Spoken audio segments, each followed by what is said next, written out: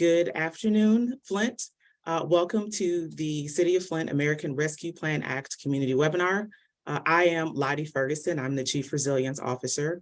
And first, we will start off with a brief welcome from Mayor Neely. Mayor?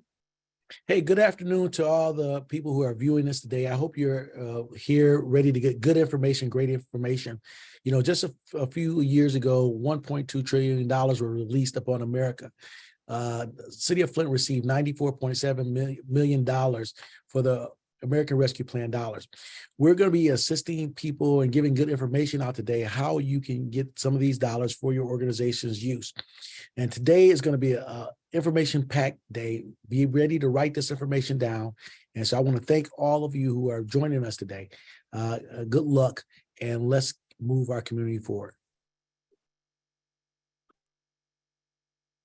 Thank you so much, Mayor. I'd like to start off with just a tiny bit of housekeeping. First, if you have questions about anything in this presentation, there is a Q&A box where you can add your questions, and we will answer them at the end of the webinar after the information has been presented. Additionally, if you need language interpretation services, that is also available. I'd like to thank Bethany and Sarah, who are providing American Sign Language translation, and Evelyn and Veronica, who are providing Spanish translation. Again, if you need translation services, check the interpretation box at the bottom of your screen.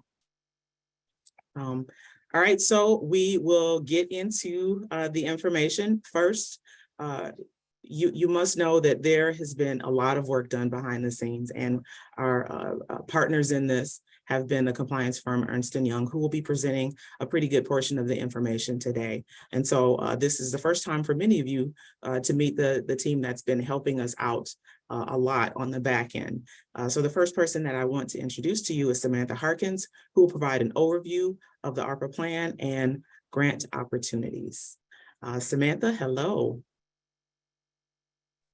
Hello, thank you so much, Lottie. It's been an absolute dream working with Flint. I'm in Lansing, so I'm just down the road, but I do love Flint and love working with communities. So it's been wonderful to work with this team. So there's a lot of information that I'm going to be bringing to you. These slides will be available on the city's ARPA website. So you don't have to, Mayor asked to write everything down, you can do that, but you can also go to the website because there are a lot of grant opportunities and a lot of information, and we'll be throwing that at you now. So there are several buckets for sorry, Stacey, can you go next slide, please? Oh, sorry, I skipped over those other ones. So there are several buckets of several areas in which we are focusing, or the city is focusing the grant dollars. And this is after doing a lot of work with community engagement and working together with the mayor and city council and all the city staff. So we're looking at public health, housing and blight elimination, and economic development. In terms of public health, there are a couple of different subcategories. One is healthcare, equity, access and research, increasing food access, mental health. I'll just go into each one. I was going to name them, but then I realized that's very silly. Let's go ahead and just jump into each grant opportunity. Thank you, Stacey. And look at each one individually. There are a lot of different, again, a lot of information on these slides, but these will be available on the website. In terms of healthcare, equity, access, and research, there's $2 million available in total. The maximum award is $1 million. So theoretically, there could be 2 organizations, or there could be a number of organizations, depending on what the grant proposals are submitted. One of the things that's really critical here is the eligibility piece. So who is eligible to apply for each grant opportunity? The city will not be giving grant dollars to individuals directly. They will be, as you will see in each program grant, they will be given to organizations in order to manage and process the grant dollars. So for healthcare, equity, access, and research, you are eligible to apply for that grant if you are a healthcare provider, a nonprofit organization, or an academic institution that is located in Flint and primarily serves the Flint population. We all know that there's been a lot of negative impact across a number of different areas because of COVID-19, but in particular with healthcare access, we want to ensure that we have more access to healthcare opportunities for both physical and mental health for the Flint community. We're looking at the bottom of every one of these slides, you'll see key performance indicators, and what those are examples of what the city and the nonprofits in which they are the grantees will be looking at in order to measure success. So for example, for this one, we might measure success by looking at an increase in the number of clients served, by an increase in the clients who are reporting improved physical and mental health, or being able to replicate the intervention policies and procedures that have been put in place. Next slide, please. The second bucket is, or the second grant program rather, is looking to increase food access. There's $1 million for this grant program, and the maximum award will be $250,000.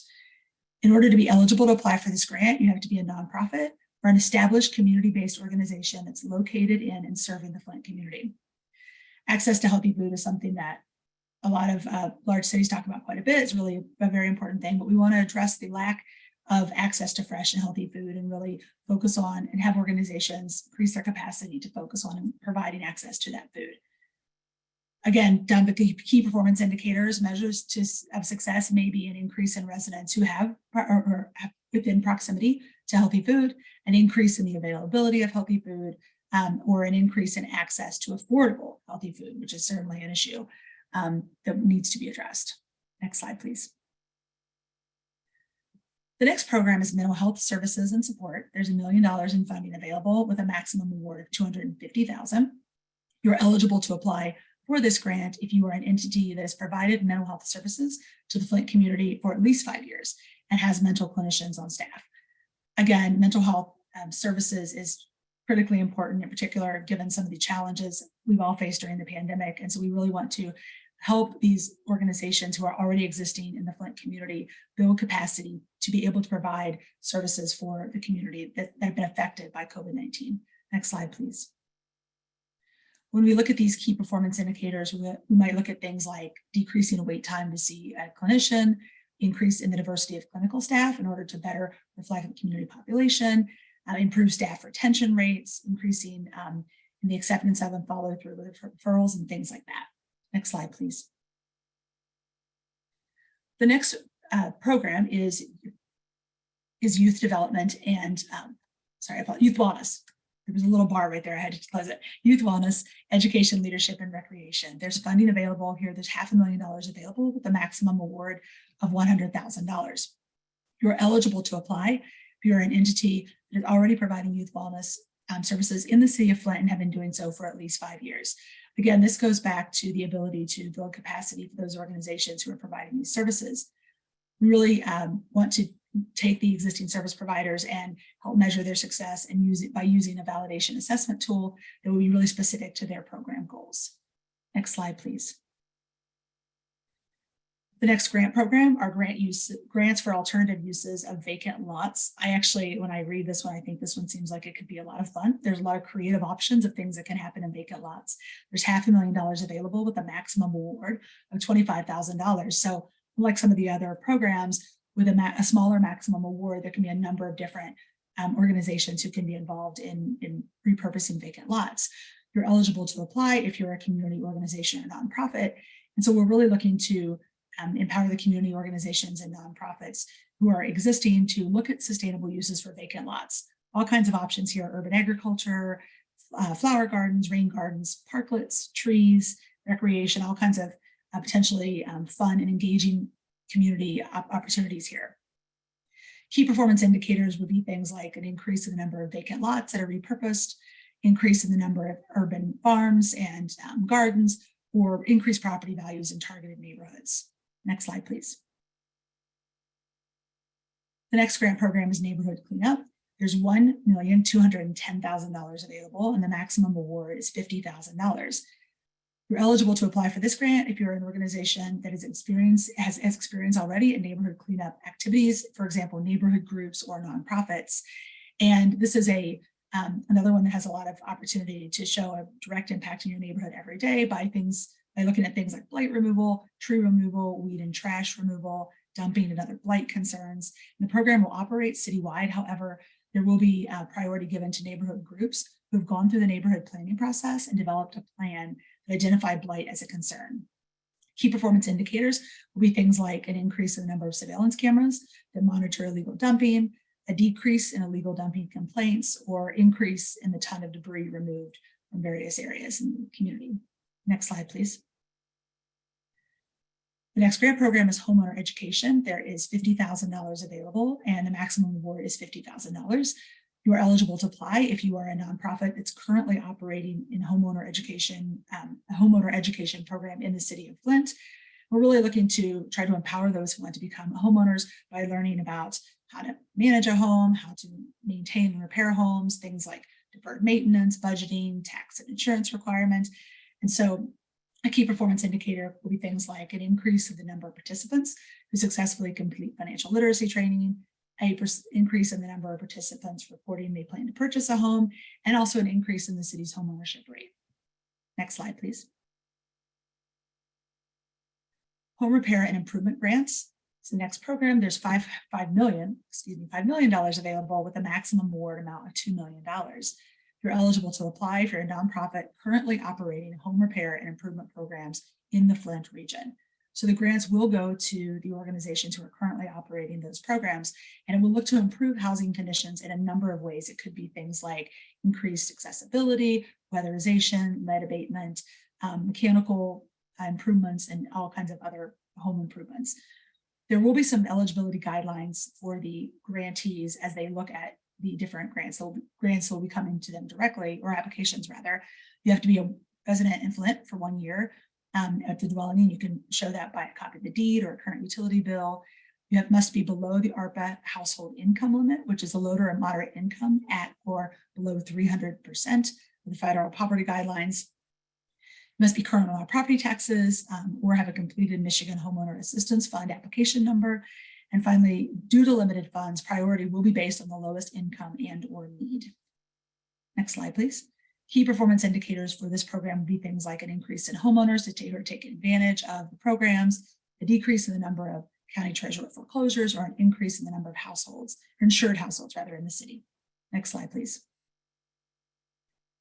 The next grant program is gap financing for residential and mixed-use projects. There's $1.4 million available with a maximum award of $500,000. And to be eligible for this, you must be a nonprofit or for-profit developer focusing on residential or mixed-use projects in the city of Flint. Developing costs a lot of money, and there are often gaps in some of these projects. And so the city's looking to help developers increase the number of projects they're able to complete. Key performance indicators can be things like increasing the number of new residential units built, increase in the number of new units occupied, or an increase in the city's population. Next slide, please. Youth job training is the next program. There's $2.5 million available with a maximum award of $500,000. You're eligible to apply if you're a nonprofit, and that's inclusive of non-public schools. COVID-19 had a large impact on youth employment and disruption in terms of youth and education for those who are 16 to 24. And so this is really looking to fill some of those gaps for school and job training and employment for that age range specifically. It can include a number of different programs like wraparound support services with housing or childcare, finding incentives for hiring youth, programs to support youth entrepreneurs, etc. Next slide, please. Key performance indicators may be an increase in youth participation in job training and employment, post-intervention, increase in vulnerable youth served by non-degree training programs, or increase in youth entrepreneurs served by the program. Next slide, please. The Small Business Grant Program, there's $500,000 available, and the maximum award is $500,000. You are eligible to apply if you're a nonprofit who has experience administering grants to small businesses. And small businesses were also hit very hard during the pandemic. And so this grant program is really looking to help them recover and invest in growth plans that create jobs. So the key performance indicators might be things like an increase in the number of businesses assisted, an increase in the number of jobs created, or percentage of assisted businesses that are still operating in Flint 2 years after the grant is given. Next slide, please.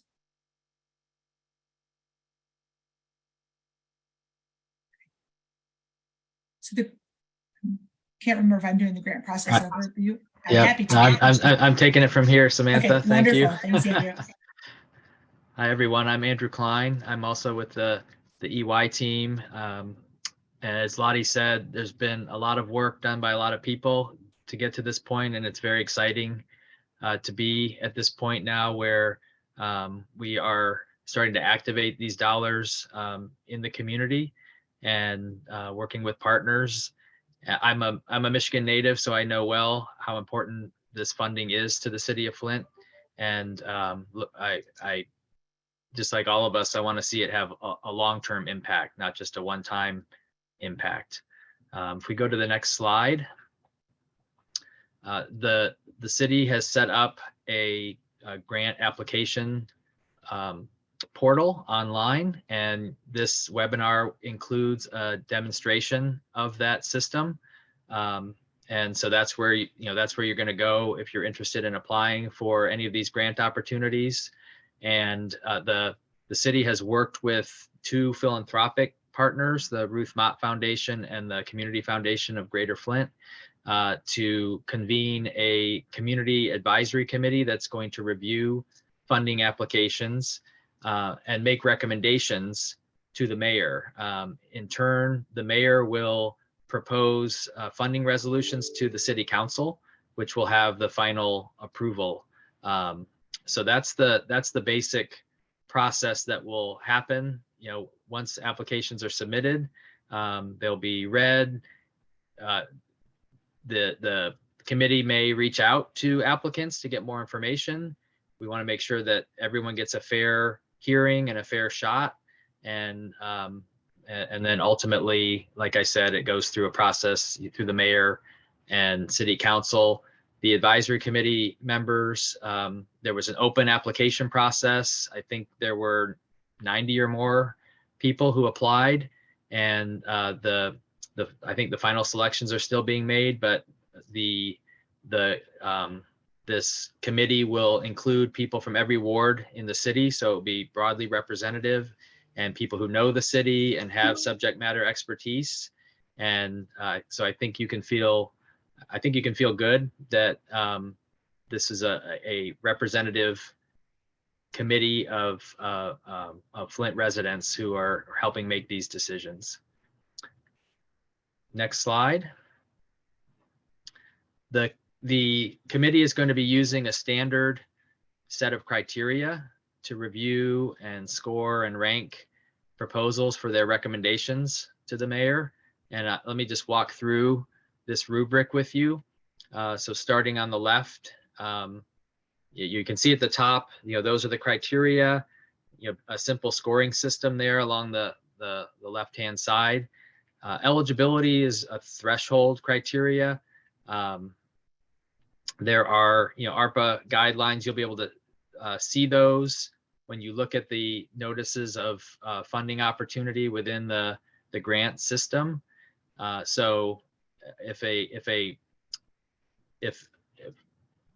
grant application proposal does not meet the basic eligibility requirements, it will be screened out at that point. The next is timeline and feasibility. These are federal funds, and Congress has set a deadline by which the funds have to be first obligated and then expended. So obligated meaning the city needs to make the grants by the end of calendar year 2024, and all expenses have to be completed by the end of calendar year 2026. So there will be an assessment made whether a proposal seems that it can feasibly meet those deadlines and carry out the project that's being proposed. The next is alignment with program goals. So Samantha walked you through each of these funding opportunities. There's a description, and you'll see this in the grant system.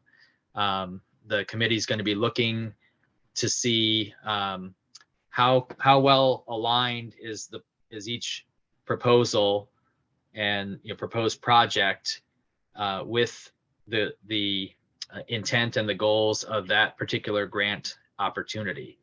And so you want to make sure that you're not trying to kind of fit a square peg in a round hole.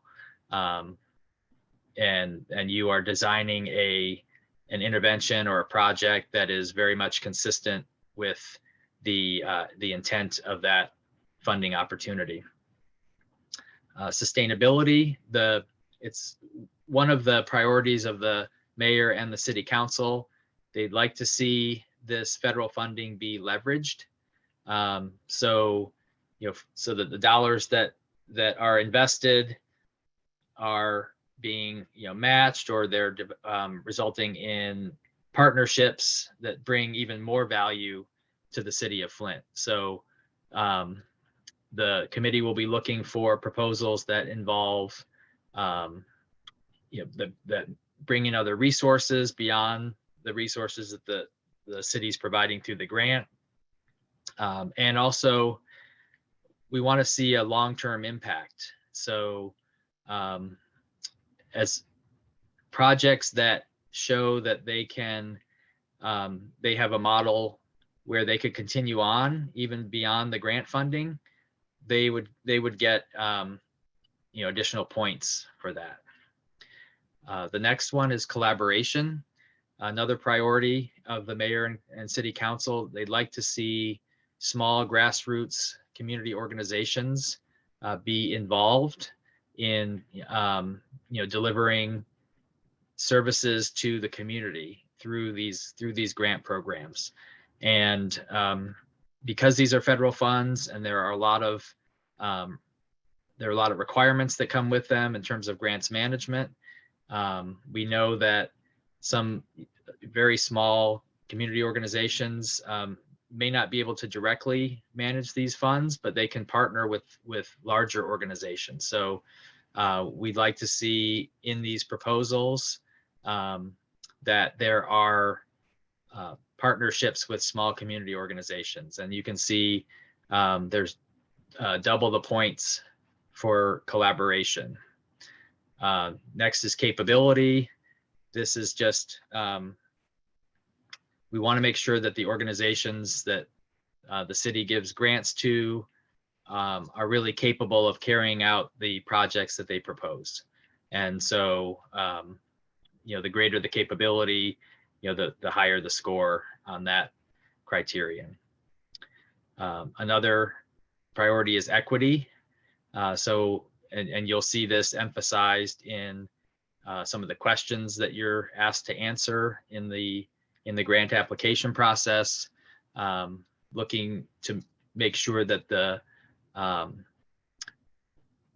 projects that the city funds are addressing disparities in the community and are benefiting those populations who are traditionally been marginalized. And you can see there are double points for that criterion. And then finally, outcomes and evidence. So at the end of the day, what really matters is that these dollars have a measurable impact on the well-being of the residents of Flint. And we want to make sure that as you are developing a proposal, really think about how can you measure the end result, the outcome of your program or project that you're proposing. And better yet, if you can show that there is evidence, perhaps from another community that implemented a similar program or project and was able to show good results, that really strengthens your proposal. And there are double points for this criterion as well. And the next, so if we move to the next, I think Stacy Simos is going to talk about preparing to apply.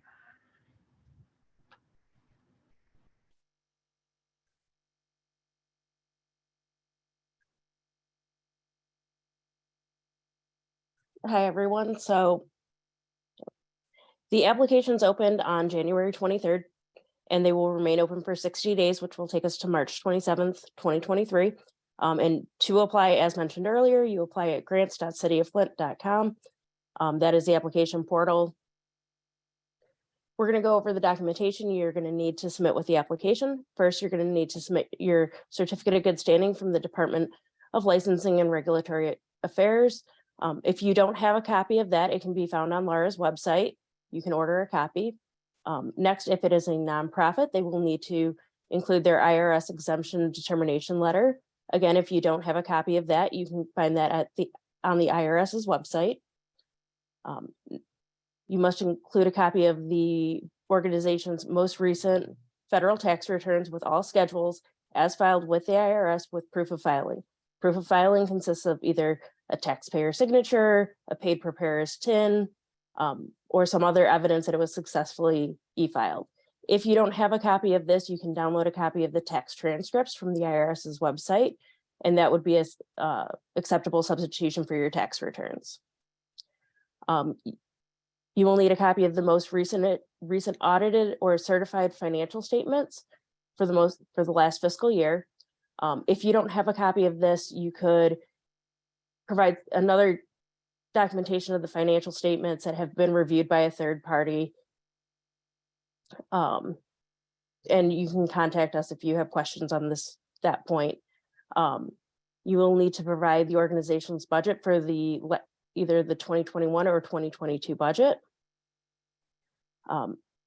The person submitting the application will need to provide a copy of their photo ID, either Michigan driver's license, state identification, or US passport, so that we know they are the person allowed to act on behalf of the organization. We will need the federal tax identification number, which the IRS provides guidance on their website on how to locate that. Even if you have submitted a copy of a W-9 previously to the City of Flint, you will need to submit a new copy in order to receive payment. This is a fraud measure just to make sure that the payment is going to the correct entity. And you will need a copy in order for payment, but not to apply. You will need a UEI number from SAM.gov.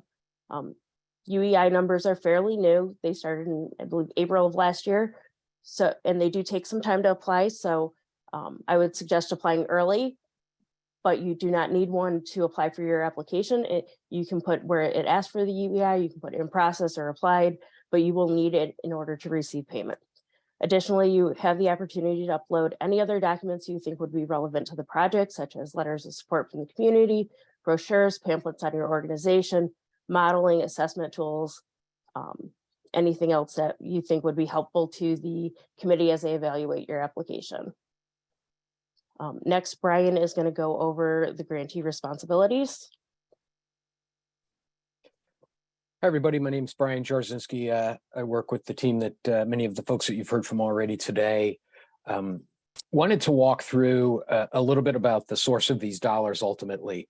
These are federal dollars, and want to spend a little time talking about what exactly that means. And part of what's important to understand through this is, and I think I've seen a few questions on this as well, is, when will individuals be able to apply?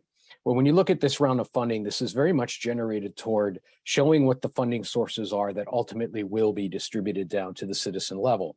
But in this case, what we're looking for is organizations that have done this before. And when we say done this before, what we mean is handled federal grants, handled federal money, and have the capability and the administration technical expertise to be able to deal with federal dollars.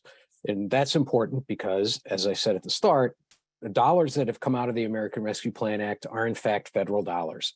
And when you get federal money, there are certain requirements in terms of transparency, in terms of use of the dollars and how you spend them and so forth, that is very important. The city, as a recipient of these dollars, is required to report all the use of the dollars, as well as put in place the components that are necessary to ensure the dollars are spent effectively and consistent with the rules that the United States government has put in place. The ARPA funding falls under a code of federal regulations known as Title II. You'll also hear me say 2 CFR, those types of things. Regardless, what they are is they are streamlined guidelines that say, here's how, when you receive federal grants, you are supposed to spend, report, and operate with dollars that are coming from the government. Compliance with every dollar that of the 94.7 that the city has received is required, meaning that we continue on a quarterly basis, the city does, to report on the obligation of those dollars and the use of those funds, and will continue to do so throughout the next 3 to 4 years.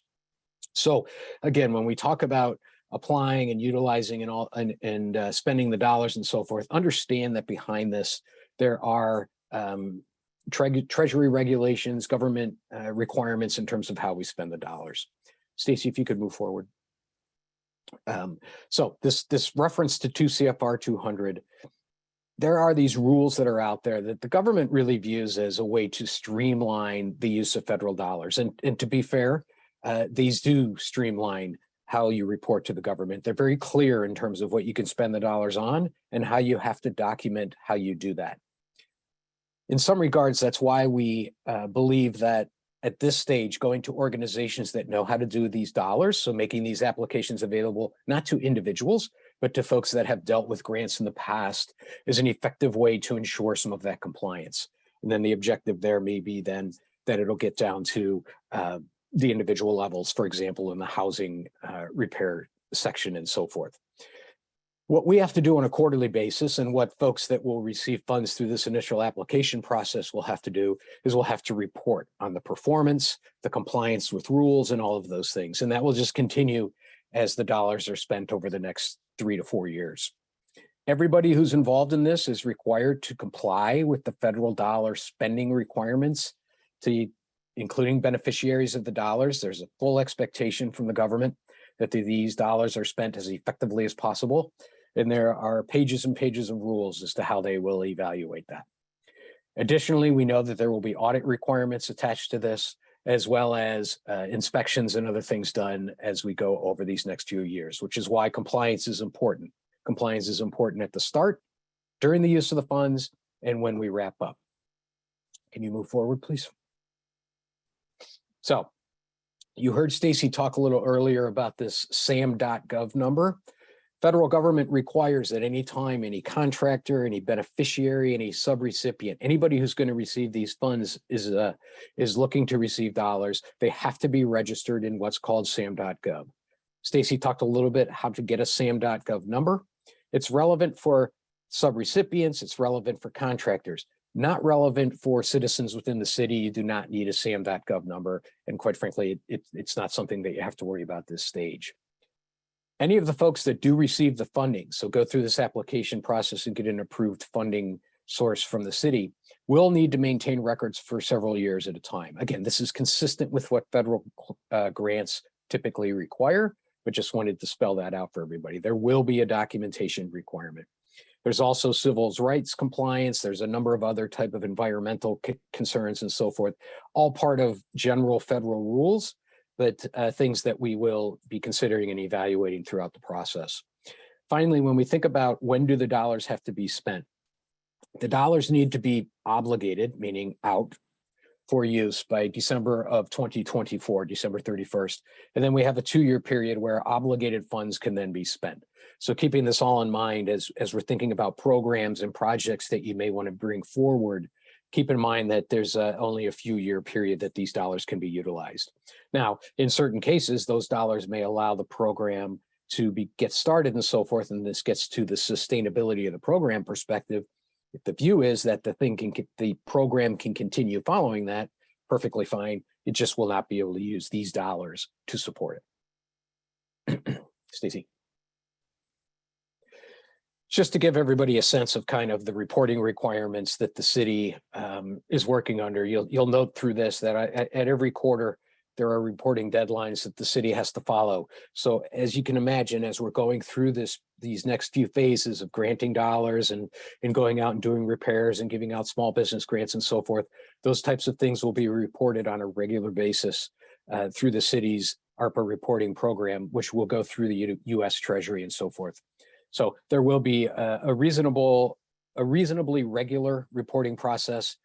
The application tool that's being utilized through this, the portal, will account for much of this and will allow for a more efficient reporting process. But just so you all have a sense of kind of the reporting and how often, at a minimum, you will have on a quarterly basis a need to update the activities that you've had during that period of time. Finally, for some organizations, the thoughts or the experience with federal grant dollars does not exist, or maybe is quite minimal. If an organization needs assistance meeting these types of considerations around handling federal dollars, maybe is not familiar with the rules and so forth, you can apply and utilize a fixed fiscal sponsor as a partner in the process. A couple things to think about there is when you're going and working around it to identify a fiscal sponsor, it's typically helpful that the sponsor that you're utilizing is familiar with the program, the goals that you have as an organization, so they can help you from a compliance and reporting perspective. So for example, if you're a neighborhood community group or something and you have specific activities that you want to work through, hopefully you can identify a sponsor that perhaps has worked with grant monies in those types of situations before and so forth. It's just a better fit. They're going to understand the rules and the reporting requirements better.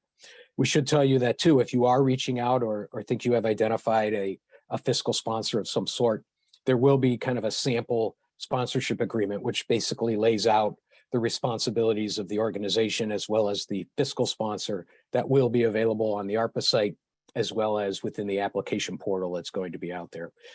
More to get yourselves familiar with these types of things and so forth. Fiscal sponsors, as a matter of their experience and so forth, should also be quite up to date and used to these types of arrangements.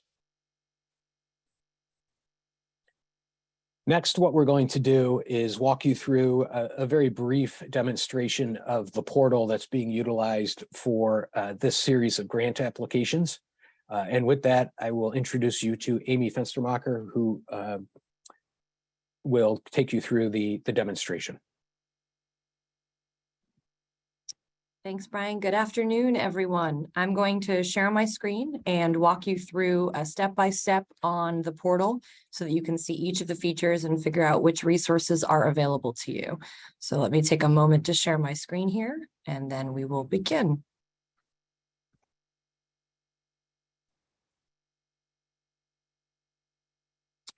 Okay, so what I have up on screen right now is our City of Flint Community Grant Program portal.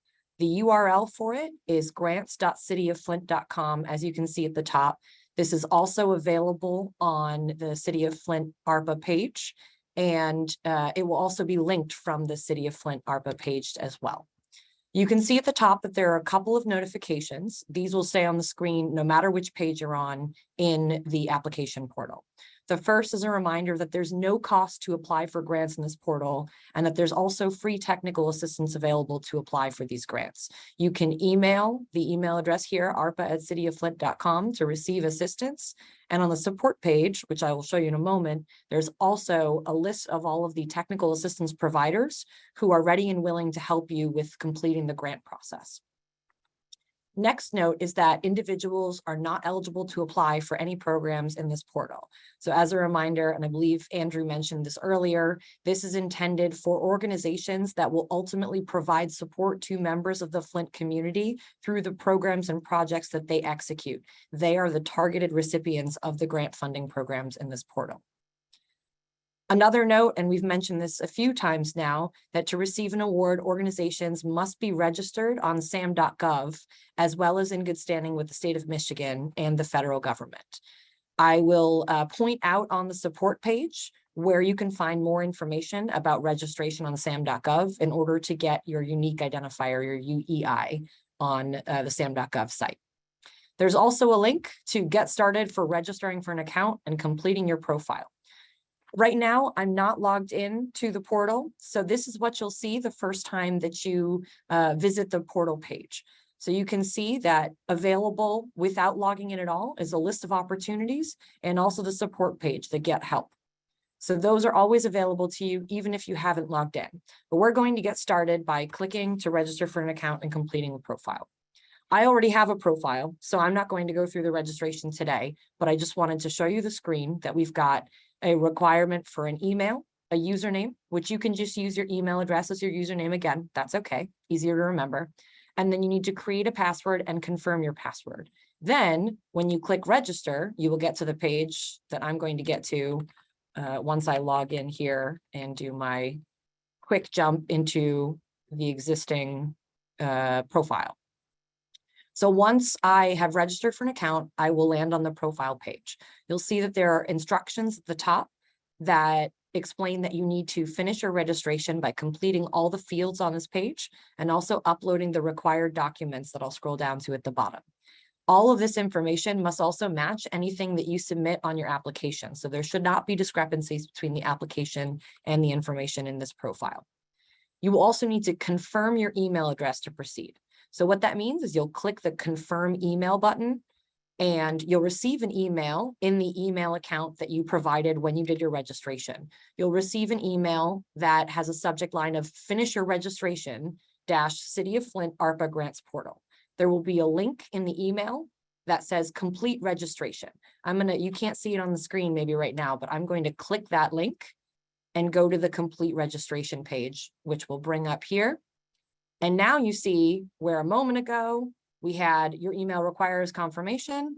I now have a page where, sorry, give me 1 second to hide the panel here.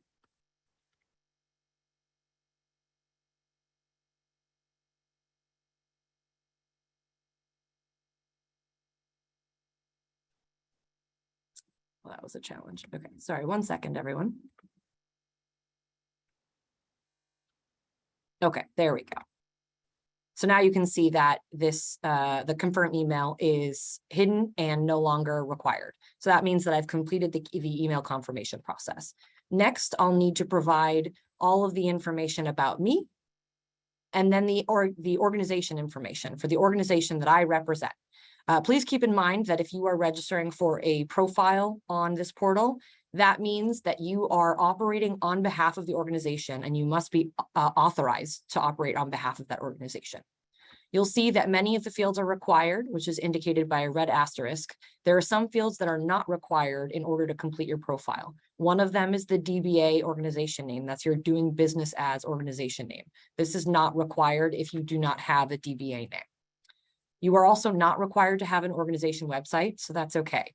The key fields here that is not required upon initial profile creation or application is your SAM.gov unique entity identifier. And you see here a list that you need to go to the support page if you need more information.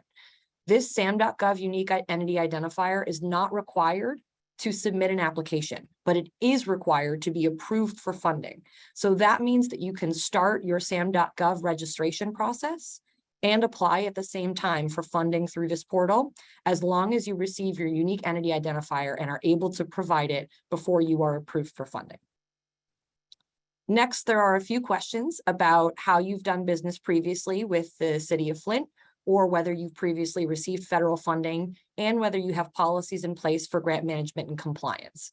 This is important for us to be able to evaluate how ready you are to manage all of the federal funds and the requirements that are associated with it that Andrew and Brian have laid out. The last set of questions is around payment details. These are not required in order to start an application. They will be required once your application is approved so that we can actually execute payment accordingly. But you don't have to provide this information until an application is approved. Then at the bottom, you have an upload document section. And the point of this being on the profile is so that you only have to upload the set of documents once and not with every single application you submit. So if you are submitting proposals for more than one project, you only have to submit your key documents once. And then for an individual project, all you have to do is explain the project and provide any additional information you want to provide.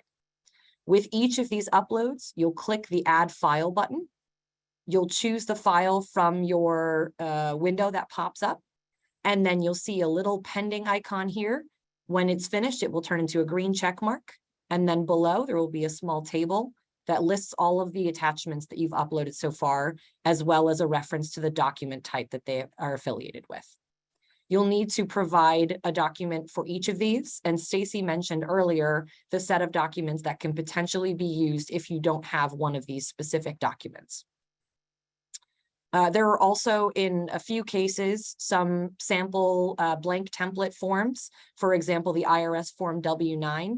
There's an example of that on the support page. So since I've mentioned the support page several times, I'm going to go there right now and show you a couple of the resources that are available to you there.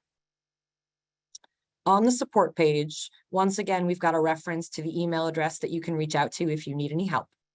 We also have a number of documents that are focused on providing you assistance to make you successful in the process.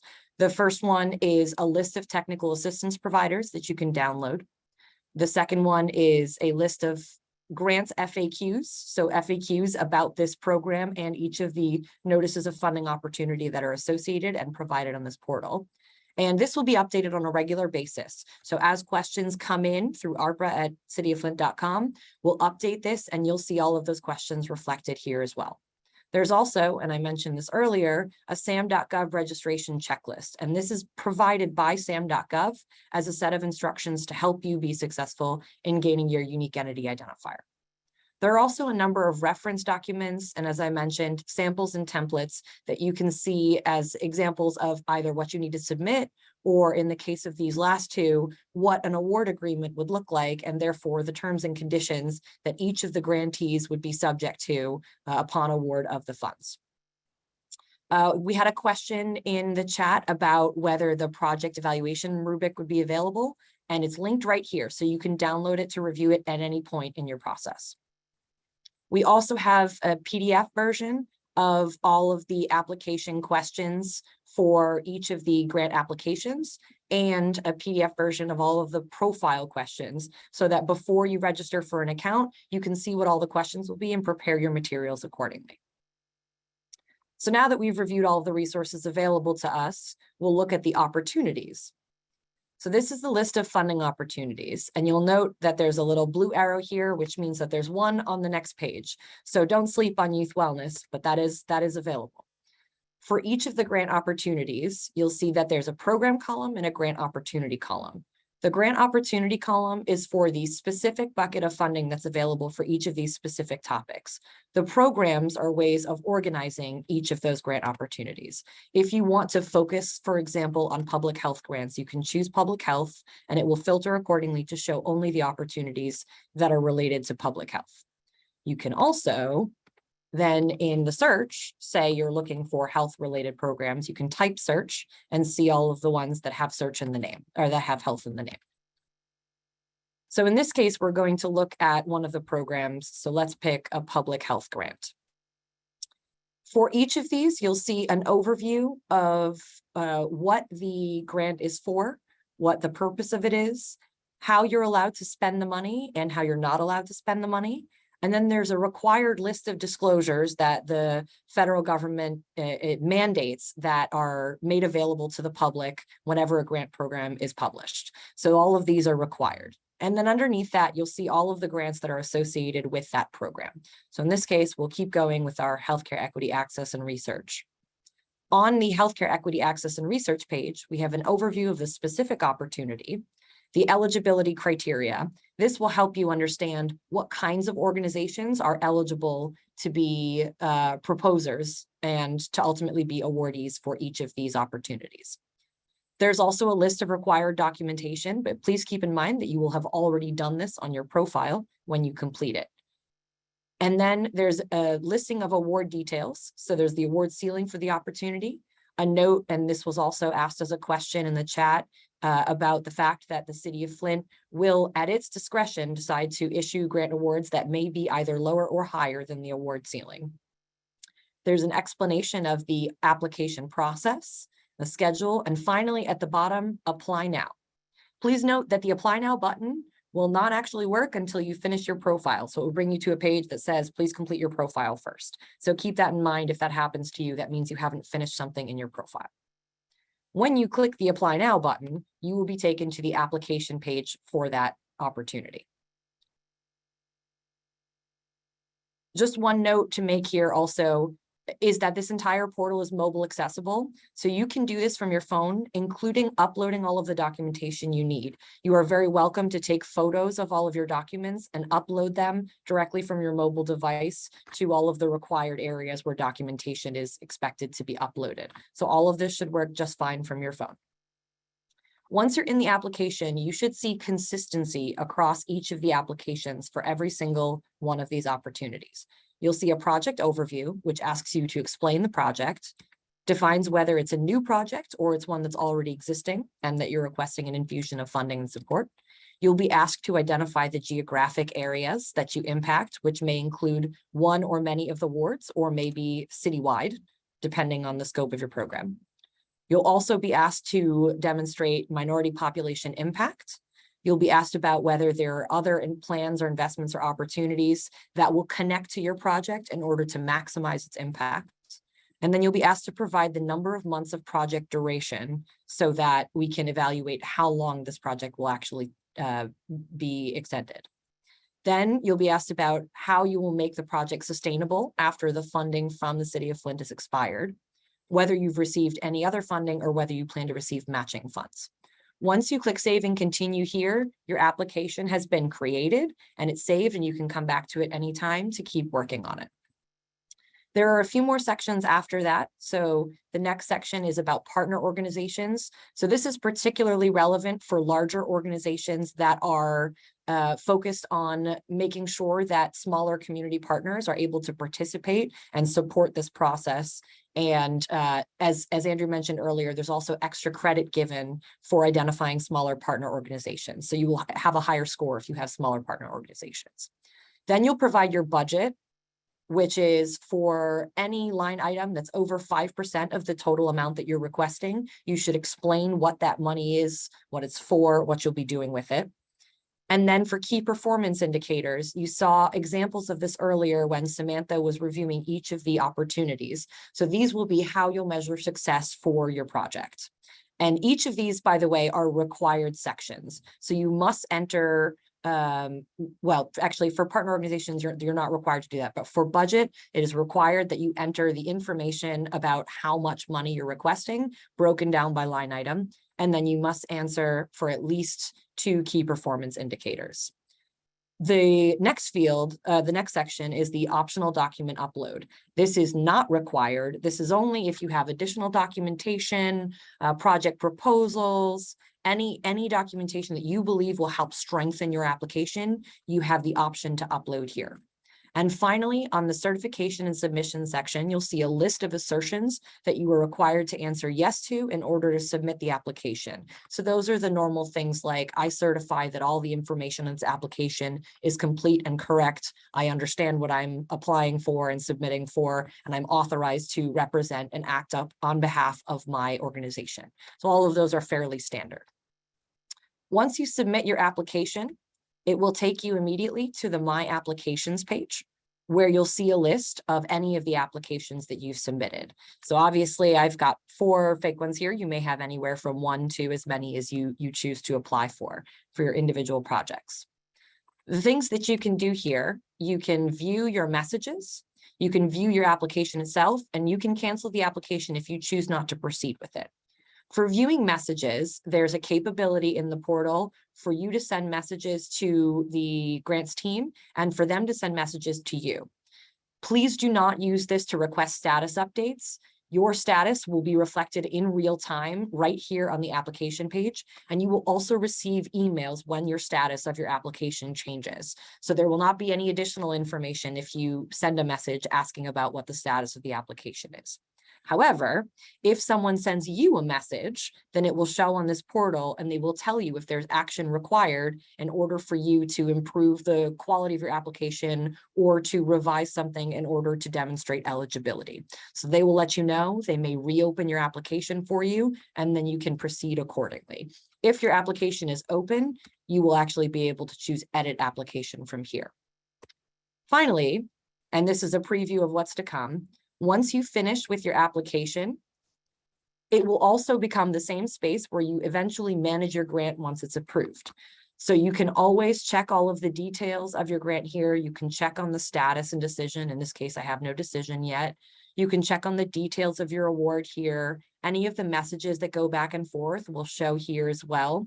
When you are asked to submit your quarterly reports, that will demonstrate the performance and report on all of your expenditures. Those will show here as well, and you will be able to access the button for creating a report here. And then every document that you've submitted through the application will also be here as well. And you can re-download those at your convenience. Lottie, any questions from the crowd that I should answer while I have this up?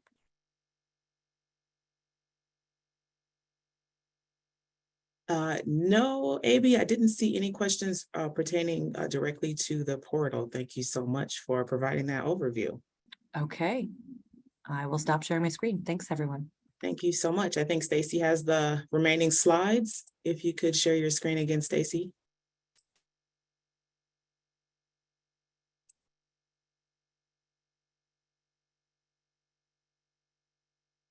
Thank you so much.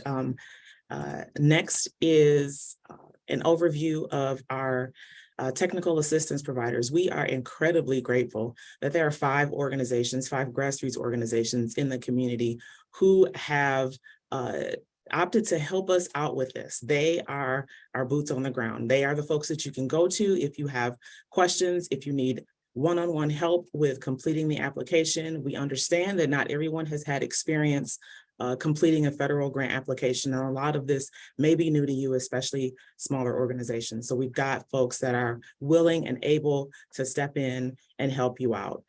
Flint Innovative Solutions, Neighborhood Engagement Hub, North Flint Neighborhood Action Council, the Power Initiative, and Social Impact Philanthropy and Investment, also widely known as SIPI.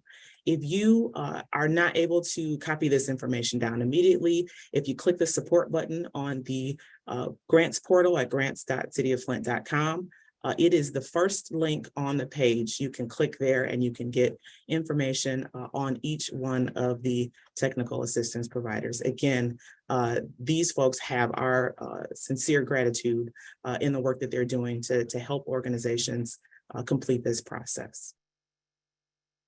And for more on our website and information that it offers, I will turn it over to Katie. Thank you, Lottie. I'm going to go ahead and share my screen.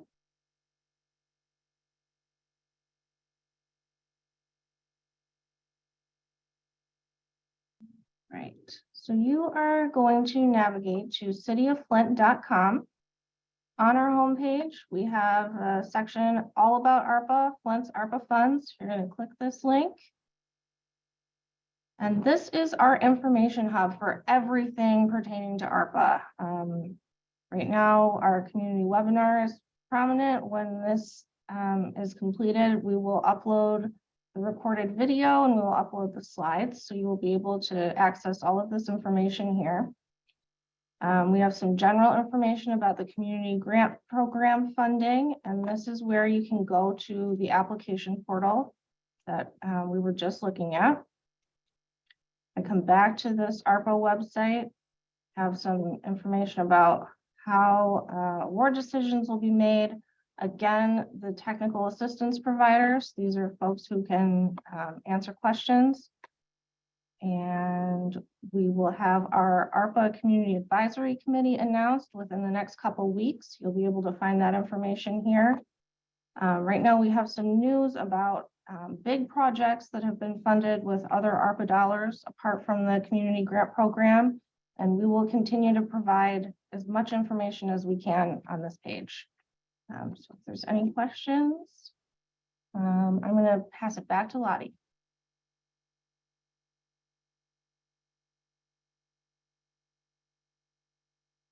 Thank you so much, Katie. Before we go over to the questions, I do want to say that you have certainly been a very engaged audience. There are lots of questions that have been put into the Q&A box, and we've been behind the scenes frantically trying to provide answers to some of those. And I do understand that not everyone is able to see all of the questions that were asked. And so what we'll do is we'll take a little bit of time to ensure that some of the questions that were asked repeatedly are given an answer live. That way we can make sure you have the information that you need. Additionally, some of these questions, especially the ones that were repeated multiple times, will be added to our frequently asked questions page on the City of Flint website, on the ARPA excuse me, portal. The first question that's come up a number of times is regarding the definition of youth. Youth definition is 0 to 24, with specifics related to job training being 16 to 24. So again, that's what the definition of youth is considered 0 to 24. And specific to the youth job training, it would be 16 to 24. Another question that came up frequently is whether or not organizations are able to apply for multiple opportunities. Yes, you can apply for multiple opportunities. Let's see here. There's a bunch of them. The deadlines, someone asked if we could share the deadlines again. The deadline to apply is March the 27th at 5 p.m. The application closes March 27th at 5 p.m. Oh, let's see.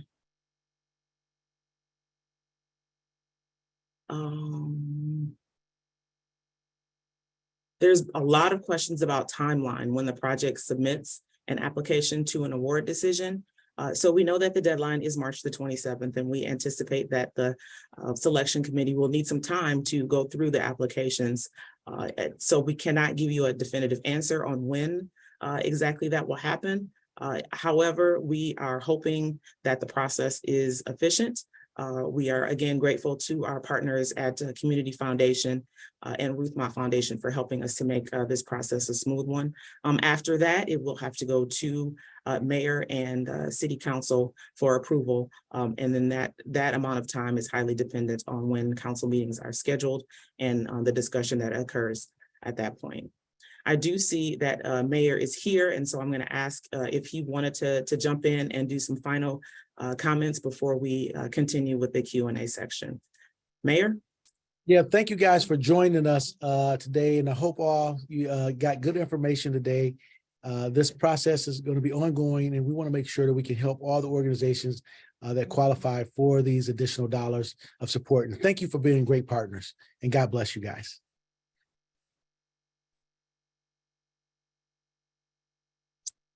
Thank you, Mayor. I was really grateful for that because I got to take a water break. Appreciate it. Additional questions that are popping up. There are folks asking if this is a reimbursable grant or if an advance will be issued. It depends on the dollar amount for the grant and the particular opportunity. In some cases, we could distribute funds on a partial basis just to ensure that the organization is able to provide the correct reporting and other requirements in relation to the grant. Are you able to email the PowerPoint? This information will be available on the City of Flint's website. It is currently available on the portal in the grant opportunities if you're looking specifically for information around each individual funding opportunity requirements. There are lots of questions regarding fiscal sponsors and fiduciaries. In particular, who completes the application if you have a fiscal sponsor? If you have a fiscal sponsor, you would complete the application with your partnering organization. We are hopeful that this process is one that is a learning process for folks who have not had the opportunity to be awarded or receive federal grant funds. So although the fiscal sponsor will be turning in the majority of their information, we are hopeful that this process is one that you can do with your fiscal sponsor so you can be sure that you have the information needed to maybe apply for a federal grant yourself later. And is a fiscal sponsor the same as a fiduciary? Yes, they are the same. There was another question about how that can be noted on the application. There is a section, I think Amy pointed out the section where you can list or identify where you will let us know that you are a fiscal sponsor for an organization. Amy, if you're still there and you can pull that up, that question came in a few times. And so I would like, if you're able to point that out to folks.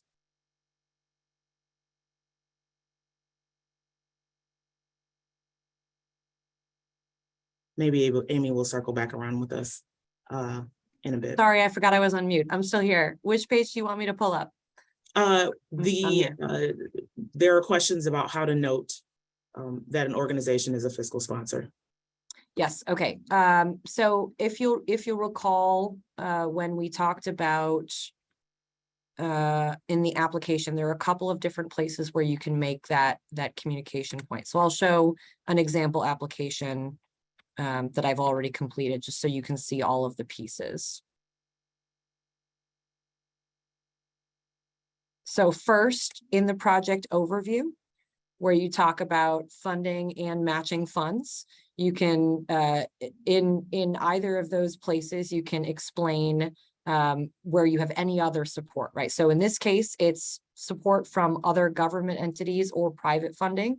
And in the case of matching funds, you can talk about where you've received, here we mentioned in-kind funding as well. So that could be included as support for the program.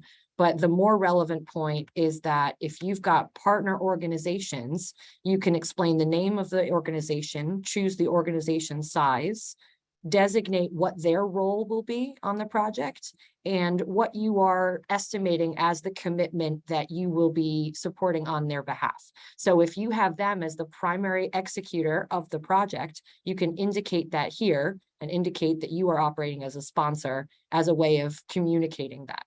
There's also a question on the profile where you can say that you are a sponsor as well. I'm not sure if I pointed that out. And if there isn't, then we can make sure that it gets added very quickly, but let me make sure whether we added it here.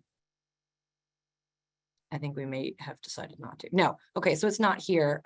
So we can add the question specifically here if we feel that that would be clarifying for everyone. But at the very least, make sure that you mention it in the partner organization section. And that way you'll be able to clarify that you're supporting another organization and they're your partner in the project. Does that help, Lottie? Yes, it does. Thank you very much, Amy. Perfect. Another question that we've received a couple times, are applications being reviewed and awarded on a rolling basis? Or is the city receiving applications until the deadline and then making award decisions after all applications have been received? Applications are being reviewed on a rolling basis, but no recommendations will be made until all applications are received after the deadline on March the 27th. And again, the final decisions are with mayor and city council. There are questions around eligible nonprofits. Are the funds only available to eligible nonprofits who are already operating in the space and no new programs from other nonprofits? That is completely dependent on the funding opportunity. Each opportunity has their own requirements, and I suggest that you check the funding opportunity to see what the requirements are. There are, for example, I do recall that there is a 5-year requirement. The organization needs to be in business and doing the work 5 years for the mental health opportunity. So that one would be not any new programs, but one that is already existing. So again, check those requirements. There are a lot of questions from people who are interested in finding out more about the home repair program, especially those individuals in the city who need assistance with home repair. We do understand how many folks are in need of home repair and are frustrated that this process does not include direct grants to individuals. If you have immediate home repair needs, if you have something that you need taken care of immediately, our Office of Public Health is here to help. And you can give them a call at 810-410-2020 if you have an immediate home repair need. But this process is to award fundings to organizations who will be able to directly assist homeowners with home repair. We are unfortunately unable to provide direct payments to residents for home repairs. Amy has already pointed out where the rubric is on the website. I've seen that question pop up a couple of times. The question, there's another question about how firm are the per award funding caps? If a project needed slightly over the cap to complete its objectives, what would be considered? There is a section, I think Amy pointed that out, in her presentation that they could be considered. It is up to the city to ultimately decide if those caps will be flexible. Let's see. Can you apply for more than one funding area? Yes, you can.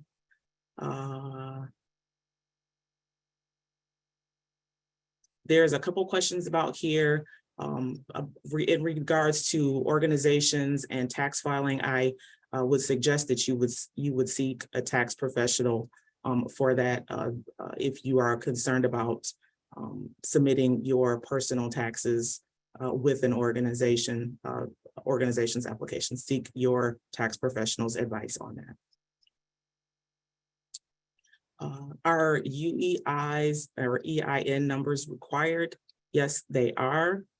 I have been told that our PTAC team over at the Flint and Genesee Group are able to assist folks who have or who are in need of applying for a UEI.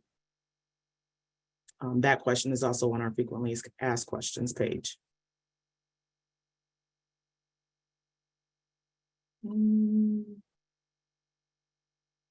Let's see. Does the fiscal sponsor need to be one, a nonprofit, and two, local?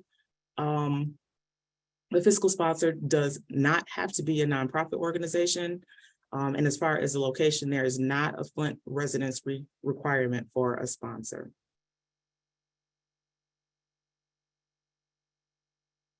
This is a good question. Will we be able to answer any additional questions for the committee or give a presentation?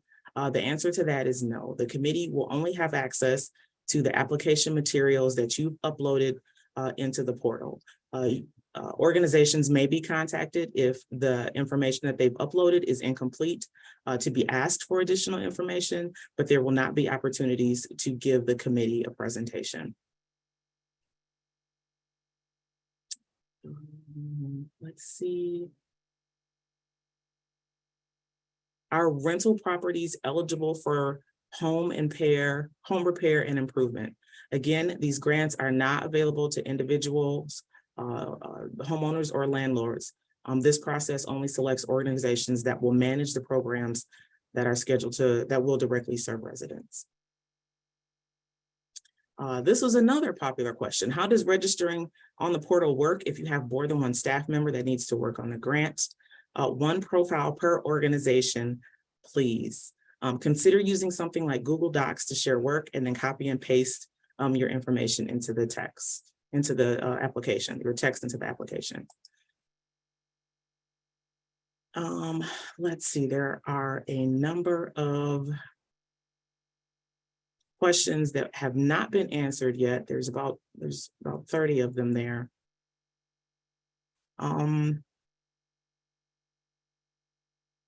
It says, if your organization is a larger organization, has the capabilities of managing federal funding, but has not yet received federal funding, will that be held against them?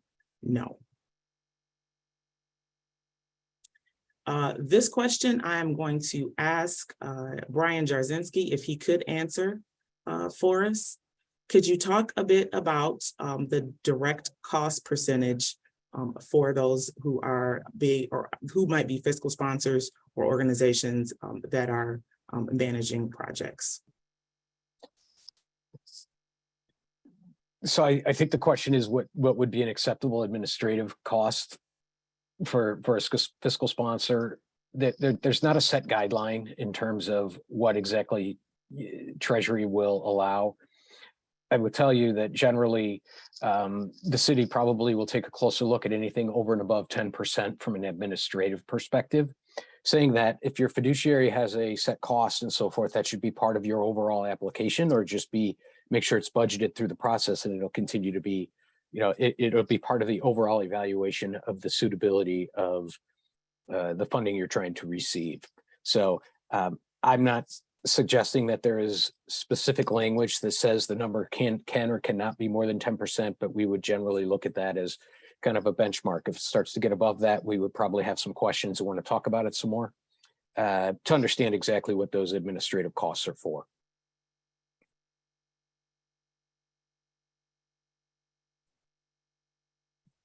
Thank you, Brian, for that.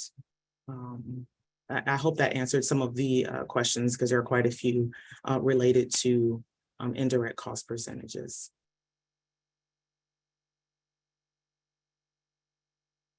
There's a few questions here related to if you're being hired to assist an organization with the application process, do you want the profile filled out by the organization or the consultant?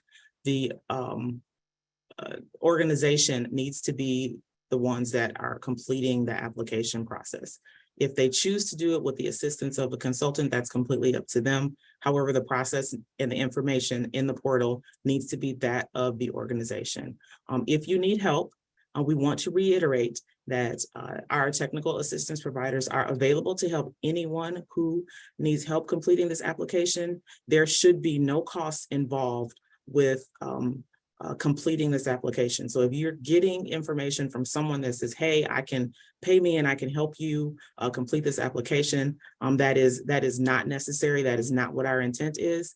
Please seek the help and advice of the TA providers. If you have a consultant that's willing to help you with this, my recommendation is that there should be no costs incurred with completing the application.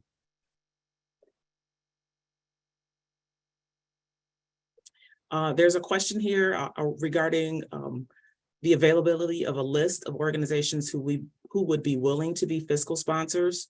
The city is not planning to compile a list of organizations who would be fiscal sponsors. That is up to you to find an organization that you can work well with, that you can create an agreement with, one that closely aligns with your vision, mission, and values.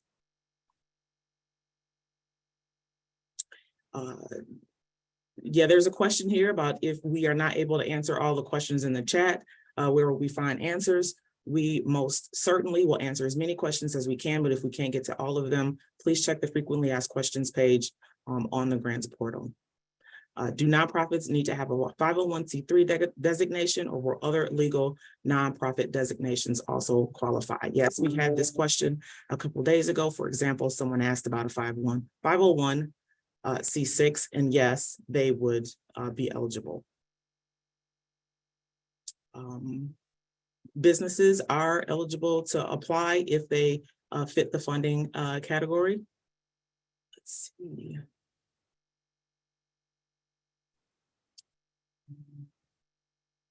Brian, if you could help with this question, I've seen it a couple times. I would appreciate it. The question is from churches. They have not been required to file a federal tax return. They may not have a UEI number. What are the requirements if we have churches who want to apply for funding? Well, I mean, I guess we'd have to take it on a case-by-case basis, but a church should still likely file a Form 990 or some form of tax identification. One would expect they have to be a recognized entity from a government perspective. So maybe not a formal tax return, but there are other forms of solution and so forth that we would expect you to have. Part of what the applications are looking for is the financial capability to be able to manage the funds as well. So again, it would just be something that, it doesn't have to be an audited set of financial statements, but something that would compile the financial activities of the entity, and generally have been looked at by somebody outside of the entity in some form, maybe not an audit, but a review of some sort would likely qualify. So hopefully that answers the question, but if you are a church or a not-for-profit of that sort, generally you would have some form of incorporation with the state that would qualify you. It would give us that the necessary information. If not, they'll reach out to us, reach out to the flint.arpa site, and we can take your specific situation under review. Thank you so much, Brian, and thanks for that reminder. We have not had an opportunity to talk about the ARPA at cityofflint.com. email address if you have questions, specific questions, especially like the one that Brian just answered that needs a bit more detail, and maybe you are not able to get an answer from the frequently asked questions page or from one of our TA providers. Please feel free to email us at arpa@cityofflint.com. There is a question here about the importance of understanding when funds would be released. Example for outdoor projects, if we wait till late in the season, contractors will already be booked. Want to be sure I can meet the timeline when I submit the grant. So you've got to use your best judgment on that one. If we have a deadline of March 27th, and you are looking to plant tulips, you'll be probably a bit late. So again, talk with a technical assistance provider if you are concerned about timing and how to write your grant or complete your project within the timeline that you have available. Yeah, and what I would say to that too, Lottie, is when you're filling out your application, give a sense in the narrative or something of the timing that you're looking for, so that that is information that the group has as they're evaluating the application. Thank you, Brian. Let's see. A lot of these questions are starting to repeat. There's a couple new ones that have come in, so let me scroll down to the bottom and see what those are.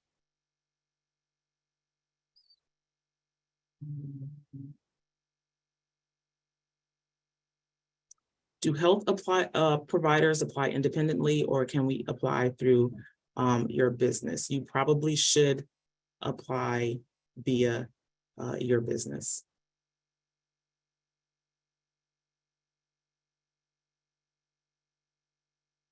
Can a fiscal agent sponsor more than one organization or business? Yes.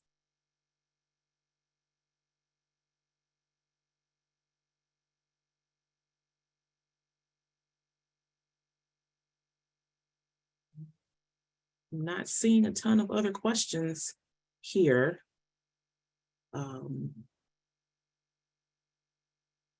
So we may end early, give you your 5 minutes back. But again, we will make sure that we compile the questions, and those, especially those that were repeating questions, will be added to our frequently asked questions page. I am very, very grateful that so many of you are engaged in this process and want your questions answered. We're happy that more than 200 of you joined us for this webinar today. We are excited to see what applications and projects are submitted. We thank you very much for your time today. And if you need to review this webinar again, it will be available on the city's website, as will all of the information provided. Enjoy your afternoon.